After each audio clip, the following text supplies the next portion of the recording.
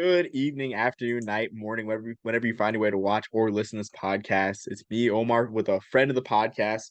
I've been careful to not say old because I got in trouble once a long time before. We have Duane from the Yard HBCU. Duane, how's everything going?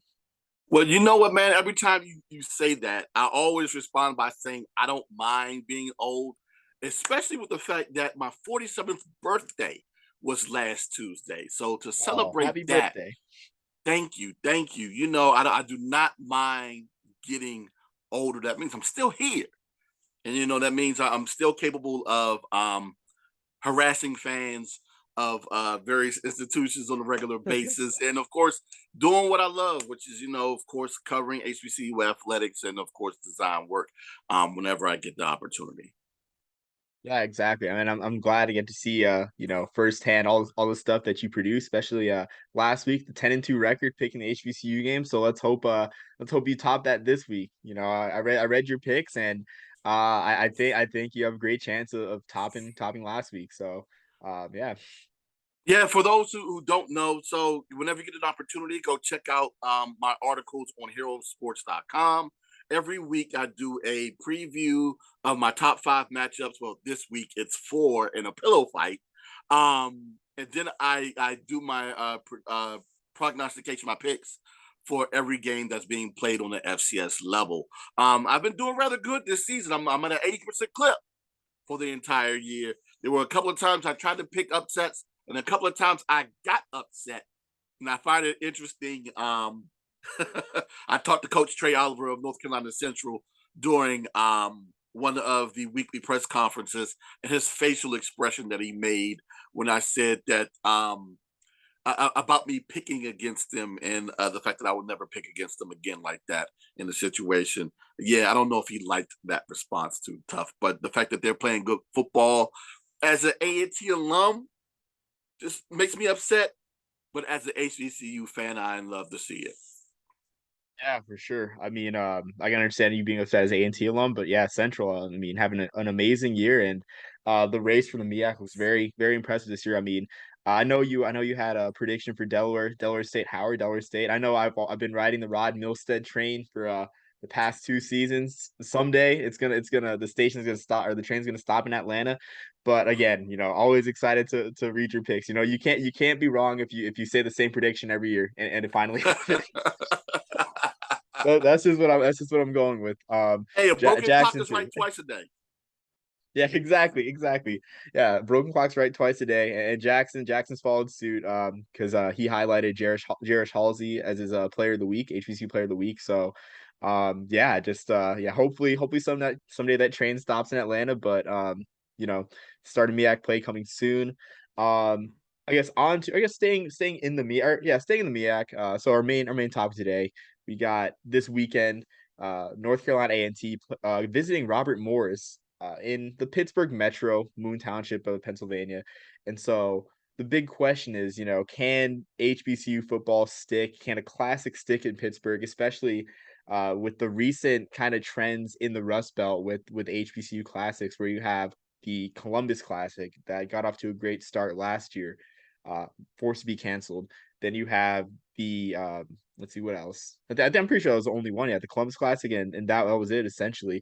But there has not really been a classic in the Rust Belt in that sort of Midwest region really for a while.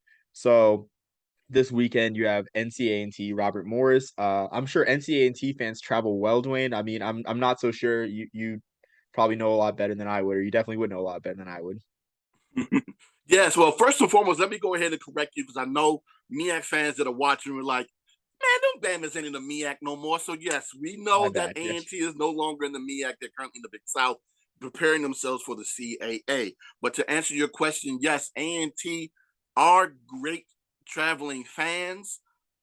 I'm just, a little intrigued by, well, not intrigued, but I'm a little concerned about the timing, of course, with our homecoming coming up next week. And I know a lot of people who didn't get an opportunity to go to homecoming in 2021 are most definitely looking forward to going next weekend. So I know there may be some that are going to be willing to travel twice, or some that even may be more willing to travel to the Pittsburgh area and forego next week. But I don't think our usual traveling group will be there, but I know that the alumni base in the Pittsburgh area and maybe some of those that are in the Philadelphia area will be willing to travel to move ship. And oddly enough, this is the first time that they'll be coming to the Pittsburgh area, but this is like the sixth time that they've been in the state of Pennsylvania. So it's a rarity for the Aggies to be there. So of course, those that are within driving distance of Pittsburgh will probably take that opportunity to go and check them out. Absolutely, and, my mistake in the conference slip, I mean, try to organize myself, like, what direction I wanted to go, but, but yeah, like you mentioned, a rare trip to Pittsburgh, I mean, it's a trip to a city, a big city outside of the MEAC or sorry, the Big South's footprint, um, I guess, yeah, for this time being, a rare trip, but, I mean, I'm kinda intrigued because Robert Morris is a program that probably, doesn't really draw well, football, takes a backseat, I guess, with it being a younger program, the basketball program being strong, and just it being generally a small school overshadowing the Hmm. Pittsburgh area. Robert Morris has scheduled Norfolk State in a home and home a couple years from now, and they also scheduled Howard last year with a return trip back to Washington D.C. to be determined. So I kind of see a direction where Robert Morris is wanting to invite these HBCUs, but I mean, I'm kind of wondering if you think it's a lucrative step for them to kind of make it a showcase game because from my background being a Holy Cross fan, Hmm. seeing what Holy Cross has done with their game at Polar Park, the EBW Classic, where it's a neutral site game. Yes, it's not but essentially it's a home game on a bigger stage. It's downtown. Gives some fans a change of scenery from I-95 and Fitton Field. From the creaky venue out in Worcester. It's a great old stadium, but it's just it's seen better days. But I kind of wonder whether Robert Morris would benefit, even not even just Robert Morris, but like also St. Francis, possibly even Duquesne would benefit from moving a game or playing a game with the HBCU, downtown Pittsburgh, give their fans a change of scenery, players, kind of a big game feel as well. That's a very interesting question, and I'm thinking it depends. It depends upon who the school is, right? Like you said, with because they played Howard. I remember them playing Howard last year, and that game was and at Robert Moore last year, right? Yeah. So of course that was 2021, still dealing with COVID protocol. I know they probably had some issues with traveling then. Um Stereotypically, Norfolk State fans aren't necessarily known to travel that well, and from what I've seen with Howard, they're kind of shaky. They won't necessarily come out, as we'll probably talk about a little bit later on, to some of the events that are local, but they'll go to MetLife Stadium to go check them out. They did 30,000 against Morehouse back in September, but it's a combination of both Howard, and actually some people did travel up to New York to go watch them play, and of course the Spelman Morehouse alums in that region who don't necessarily get a chance to see their schools play too tough, especially locally. So they'll go to New York or they'll go to New Jersey to go check them out. The question is, will they go to Pittsburgh? But I'm thinking that it's a possibility that those A&T alums or those HBCU alums that are living in Ohio might be willing to travel over to Pittsburgh to go check those games out as well. And I'm thinking they probably would do better by getting more of those, if say like a Lincoln, who was that? God, it's right there on the tip of my tongue. Central State, maybe even Kentucky State to come up to Pittsburgh to go check them out and play them there in downtown Pittsburgh. That might be a good option for them to do that. But yeah, it's either do that or get you an HBCU fan base, like you said, like an A&T, like a Florida A&M, that'll be willing to travel up to Pittsburgh to go check that game out, especially if it's going to be in a larger stadium.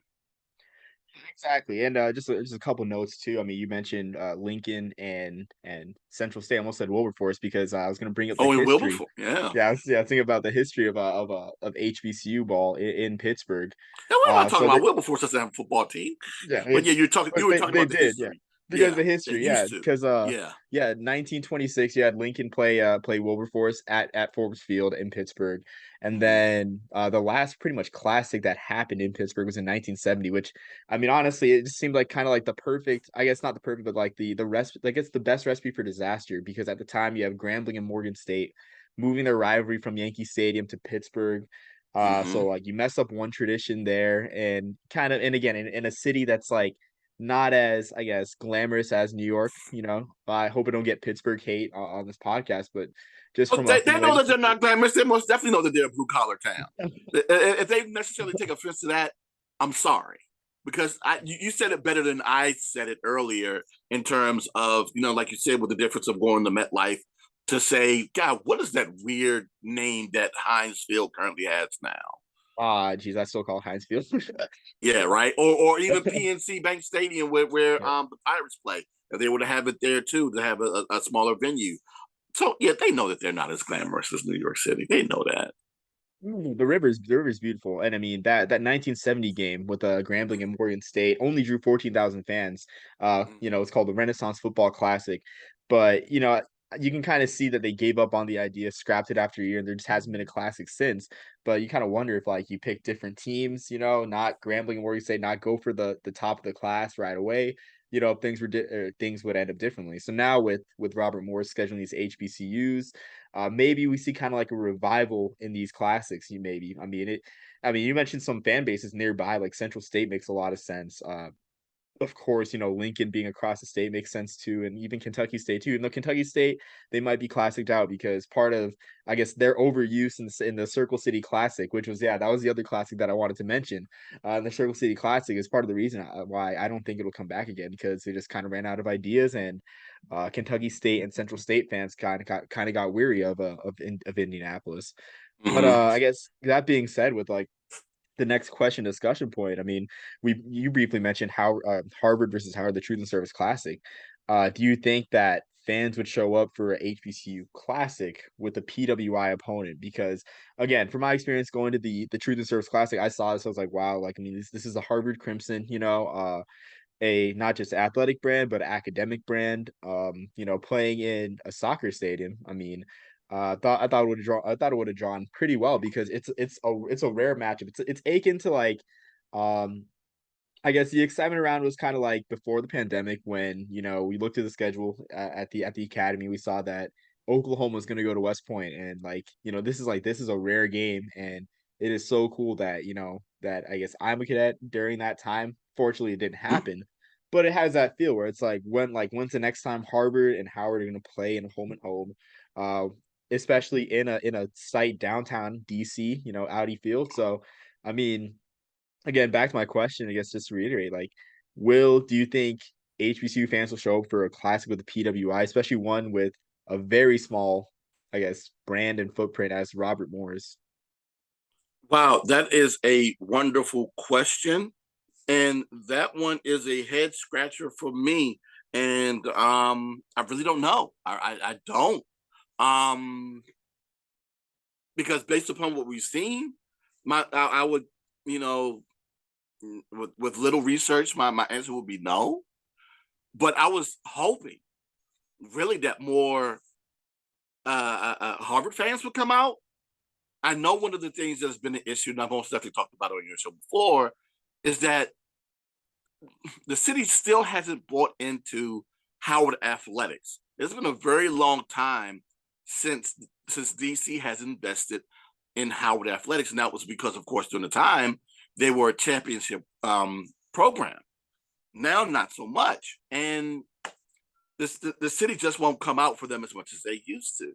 And for whatever reason, the alumni base doesn't come out as strong, especially in DC, unless it's homecoming for them for whatever reason. Um, so to answer your question, unless it's in a venue where the fans are most definitely going to come out, um, and the fan base isn't necessarily hung up on the fact that it's going to be a PWI, then I think it works. Like this weekend, even though it's not a classic, but this weekend's matchup between Jackson State and Campbell is most definitely going to be a sellout. But of course, there's another.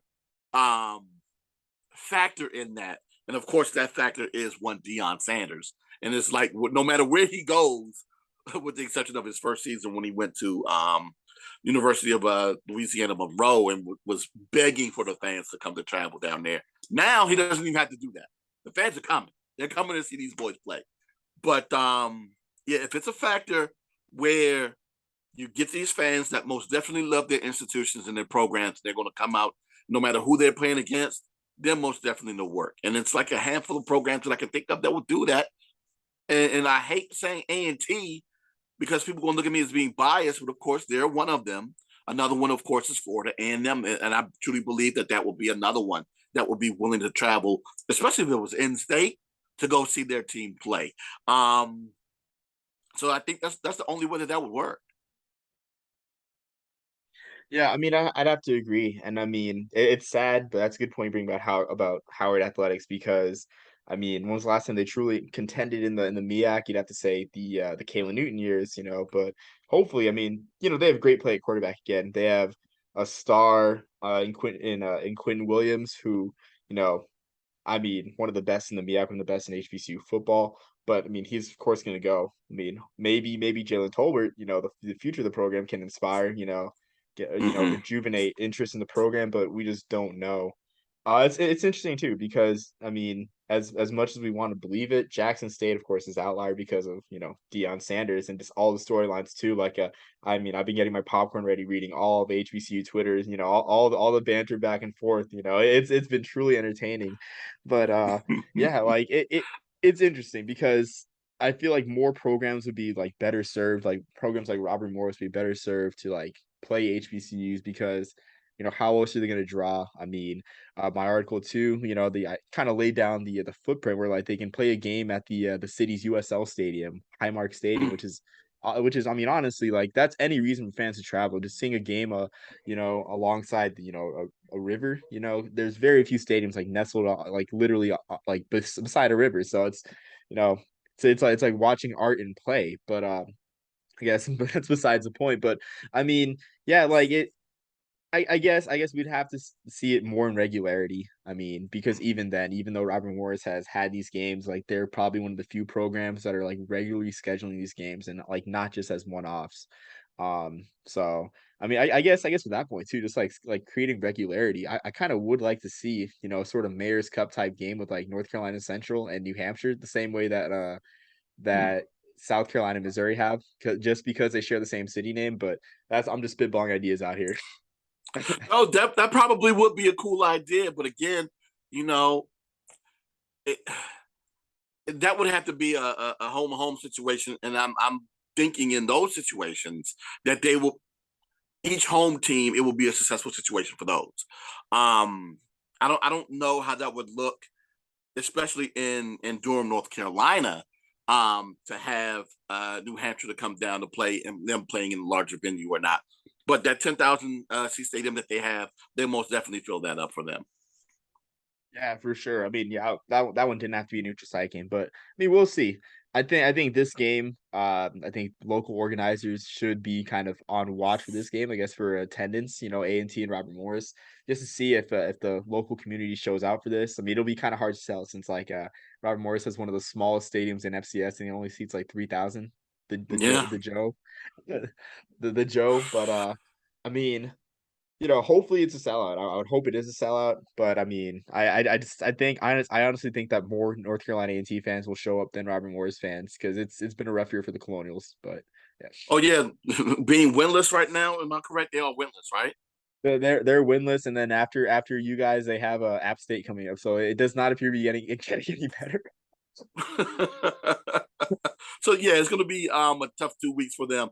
Yeah, it reminds me of 2019 when A&T went down to North Charleston and played against Charleston Southern. Now, of course, living in Charleston for 4 years and having to drive past the university, having to drive past the campus on a regular basis, I was most definitely familiar with the stadium and knew that it sat less than 3,000 seats themselves. And I knew that that was most definitely a concern for traveling Aggies to be like, okay, where am I going to sit? But I knew with it raining that day, well, not knowing that, but no, that was the game in 2021 where it rained. But no, I think there was some. Never mind. I'm not going to put my old mind to think about whether or not it was weather or not that day because I'm going to sit here and embarrass myself. But there was still a large A&T contingency there for that Charleston Southern game, as I anticipated. Like I knew a lot of my friends who were living in the state of South Carolina was most definitely going to go out, and then of course people who are living in Fayetteville in Southern North Carolina that will be willing to drive down to Charleston for the weekend. Yeah, I mean, it's essentially too, it comes down to just manageable trips and like just tourism too. And I just thought about something as well. Like, I Mm-hmm. feel like I feel like another case study in this is 2018 Hampton when Hampton had to craft together the most random of independent schedules too, and it just doesn't Mm-hmm. look like that Hampton, despite being probably one of the more well known HBCUs, at least private institutions, just didn't appear to really, I guess, you know they didn't appear to be a draw to the crowds they went to, whether it be like Presbyterian, Northern Iowa, heck, even SUNY Maritime, which that was a game I remember looking at when I was a kid, and I was like, wow, if Army did not have a home game, that is something that I would love to see Hampton playing at a D3 school in the Mm. Bronx, but yeah, that's beyond the point. But yeah, again, like we'll see. I mean, I'm sure we've created enough storylines for a game between I forget what A&T's record is. I know Rob Morris is 0-6, Well, but they're 3-3. a 3-3 team and an 0-6 team. So we have I think squeezed the juice out of this, and the seeds have fallen into the cup too. But again, like there's future implications for this, and I mean hopefully the city of Pittsburgh embraces HBC football this time for hopefully a future classic. Yeah. God, and I think that's most definitely one of the things. But to your point about squeezing as much as we could, I got to reference a TikTok I saw a little bit earlier where Rick Ross was questioning um the um the legitimacy of almond milk and squeezing the milk out of the walnut. Just his facial expression and the fact that he felt as though that he was afraid of it, it still boggles my mind. It's still hilarious to me, but I digress. One of the biggest things that seems to be an issue, though, that I feel, and we didn't touch on it a little bit, of course, is a lot of HBCU fans that aren't willing to go see HBCUs play PWIs because it's not a familiar fan base. And for some of them, I'm still trying to understand this, that they get more enjoyment out of the trash talk, especially with a familiar fan base, than they do actually watching the team. Now, there are a lot of other fans out there who, of course, who are just willing to support their program, no matter who they play. But there are still some fans that have to have that HBCU culture and have it with an HBCU opponent in order to make them feel comfortable to go out to those games. I wish that some of us would get over that. But there still are enough of us that will be willing enough to go see our institutions play against a PWI. So, to your point, I would love to see more of them, but I understand how much of a distraction that would be to organizers from whatever cities that might be willing to host them if they think that they may not get an audience, not just from the HBCU fan base, but from PWIs who may not be familiar with the opponent either. Exactly. And I mean, I think on the PWI side, just seeing like, you see the history of not just college football, but pro football too, in some of these HBCUs. I mean, just looking at the alumni, of course, everyone knows about Walter Payton, everyone knows about Doug Williams. I mean, everyone knows about Buck Buchanan, but there's just so many great players from these HBCUs. I mean, that, Philip Rosters, even to this day.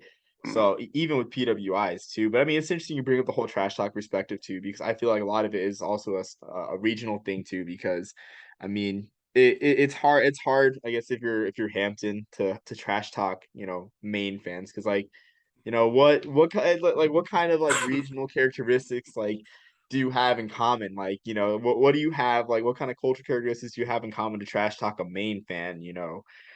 So I feel like that also plays a part of it too, with the CAA essentially being, the like half Yankee conference and half, stragglers. So I mean that I think that also adds to it. The guy to that point too, from my understanding, and I don't want Hampton fans to jump on me on this either, but from what I'm hearing, that they're not necessarily that dedicated of a fan base either in terms Oh, of traveling too. So you get them in that situation, especially into the CAA with new opponents that they may not be familiar with, and like you said, to have to go play a Stony Brook probably sooner rather than later, or to go play a Maine, or to go play a Villanova's. Um, I'm I'm wondering what those attendance numbers are going to look like when then has to travel, especially north of DC.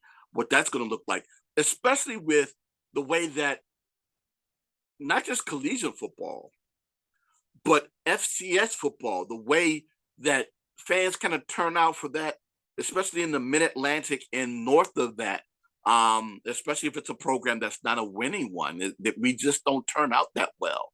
Okay, maybe your Delawares, your Townsends, um, but you start talking about other programs.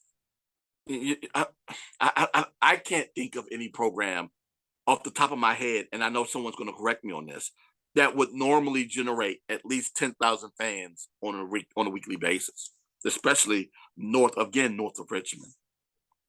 I would have to agree because but you're saying HBCUs north of Richmond, Well, right? well, Or well, not just HBCUs, but I mean just FCS programs as a whole. okay, yeah, I agree. I agree. Still, then, yeah. I mean, yeah, Because I mean, yeah. of I'm course, trying to think of one.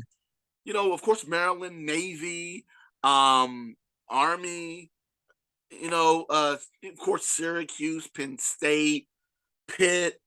Those FBS programs most definitely would turn out. But when you start talking FCS, from what I've seen, that's where those numbers and that attention to those programs tend to dwindle, as opposed to your programs um, south of Richmond. You start talking about North Carolina, South Carolina, and Yeah. primarily, especially in the southeast, when you're talking about Alabama, Mississippi, Georgia, Texas, Oklahoma. Those fans, they most definitely will come out.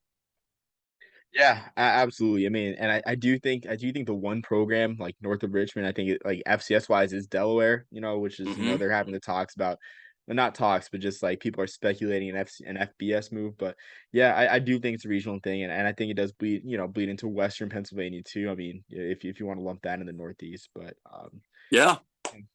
I mean, yeah, I think that's all I got for this topic, Duane. I mean, you have any other things to add? Any other from the HBCU world anywhere? Or Well, just real quick, remember the St. Louis Classic that we talked about during the summer? oh, what a mess! Jeez, I almost forgot about that. Wow. Yeah, Oh that my that's worth God. conversation. That's definitely worth conversation.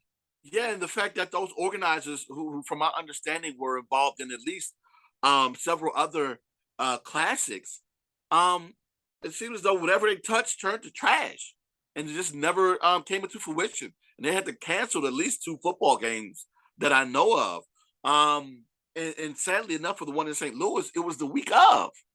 And I'm like, Oh yeah, that's oh my God! I can only imagine for those Alabama A&M and those UAPB fans that were looking to travel to St. Louis to go check out a game, probably had hotels, flights arranged or whatever to go check out this game, and to have that late cancellation and having to deal with that.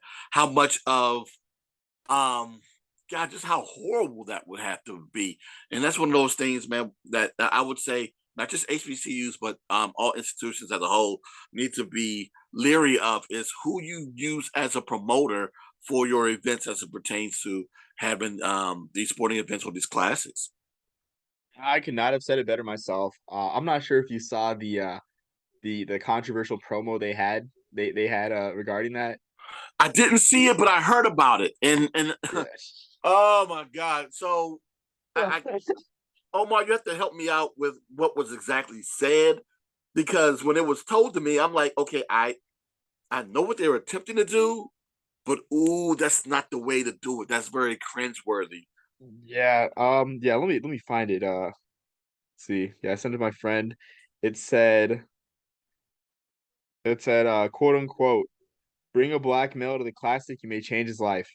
Yeah, Ooh. it just was not, yeah, yeah. Someone wasn't thinking. Someone was not thinking there. They were, but they weren't. And the reason why I Yeah. say that, right? You start talking about um, larger cities west of the Mississippi that aren't necessarily exposed to HBCU culture on a regular basis. And whenever they get an opportunity to go see it, that might tempt them or entice them to want to attend an HBCU. So I see what they were going with that, but ooh, that ain't the way to phrase it. God, that ain't the way to phrase it. Did it Oh, have to be black male? I mean, did it have to no, it be like just didn't. limited to males? Like that's just No, my it issue didn't. because I see what you're saying. It's like, Yeah. Like yeah, I saw what they were doing, but I'm like, ooh, that's not the way to do it. Ooh, ooh, yeah, yeah. yeah.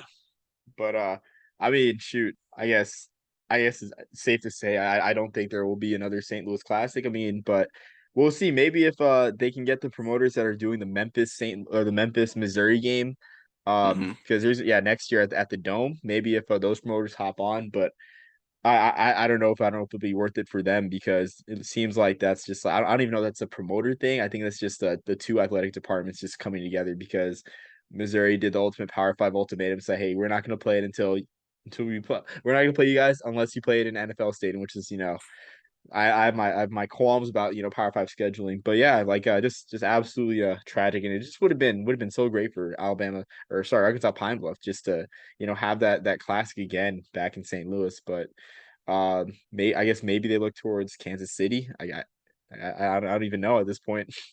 Neither do I. Neither do I. But we'll wait and see exactly how that pans out. If they again want to do more classics further west and see how that works for them, because of course it will be great for their enrollment if it works out to their favor, where they're able to get those regions to buy in and have a huge turnout, not just from their alumni base, but from those that live in that area to come check out this game, see it, fall in love with an HBCU, and start applying to schools. Exactly. No, I mean, well said, Duane. Yeah. So I mean, here's to hoping for the better, I guess, for Western HBCUs. But yeah, I guess past that, I don't have anything else to add, Duane. So Anything more?